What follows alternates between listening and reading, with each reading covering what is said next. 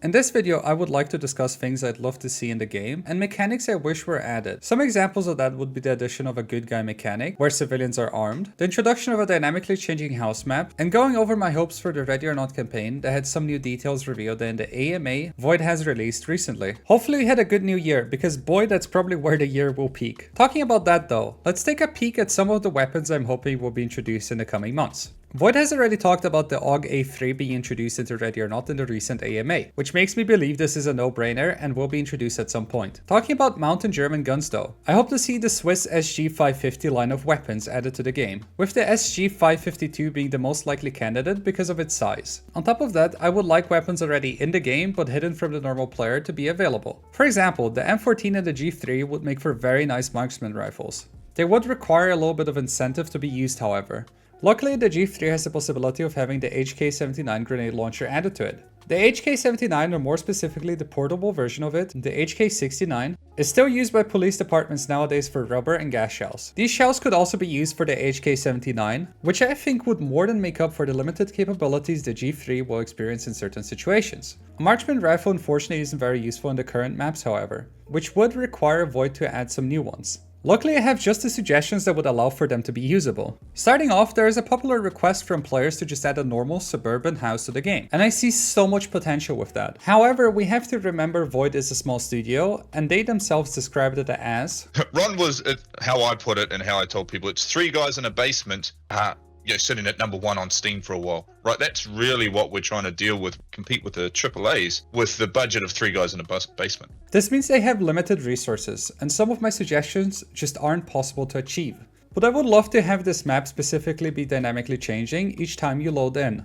What this means is, essentially you have one house you have to raid, but the internal layout changes each time. It could be that the house is split in 4 sections with hallways connecting all of them, and each section has 4 different variants of the layout. This could be very small changes, like this variant has an extra room, this one has a table there, this one doesn't have windows, etc. With 4 different sections and 4 different variants for each section, you have 256 different possibilities, meaning you most likely will never even get to experience the same map again without being hooked on coffee and playing this game 24/7. Having a map generated like this would mitigate my main problem I had with fast food. That is, the map is way too short, and after the 3rd time, I already knew every corner and spawn. That's just an inherent problem with smaller maps. You could also alternate objectives and enemies depending on what variant of the section spawns in. So say if the objective room is variant 1, this will be a drug raid, with the cartel being your enemy. With variant 2, this is a terrorist hideout. Variant 3 is just a domestic abuse report, and you won't see many enemies besides 1 or 2. The introduction of a map like this would mean people have a go-to map whenever they just feel like clearing something new each time, as it doesn't allow you to make assumptions as soon as you spawn in, but also doesn't mean you have to commit an hour to clear a map, as it should be relatively small. Now you're asking, but Ryo, how is this any relevant to marksman rifles? Well, I'll explain. Hadron on Nexus Mods made this very slick example of what a house map would look like, and they added a detail I love about it. SWAT can use the house across as a sniping position to help your teammates.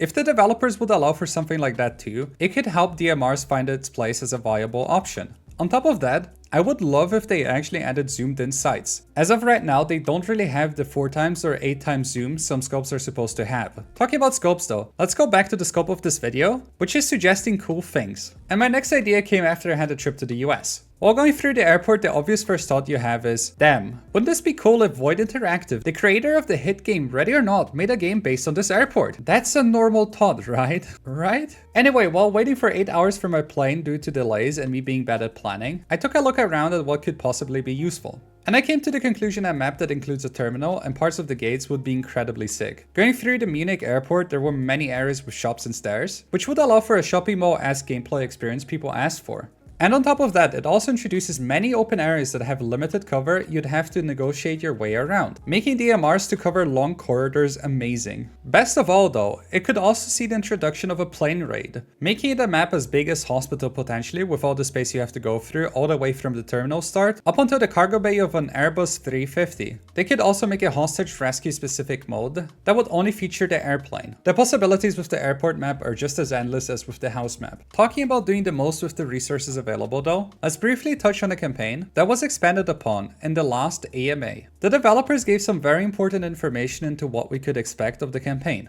mentioning a resource management mechanic that would force players to make choices on who goes on missions, where to go on those missions, and certain random events that could happen. One example of an event they mentioned would be a part-time officer going ballistic and breaking some kid's arm. Classic goofy prank. This, however, reminds me a lot of a game called This Is the Police, which features similar mechanics with officers being ranked according to their skills and reliability, with some of them being notoriously unreliable and often asking for sick days, being bad at their jobs and creating problems. If Ready or Not could copy the management mechanics of that game, with the introduction of logistics for guns, and you being able to raid maps yourself with a team you built up, it would be completely amazing. However, we have to remember this is early days, and it could be that the campaign just gets completely changed and something else comes out of it. Who knows? Something I do know though is that there are certain mechanics I would love to see introduced into this game. For example, I would love to see civilians being more aggressive about resisting arrest. Wolf's wife.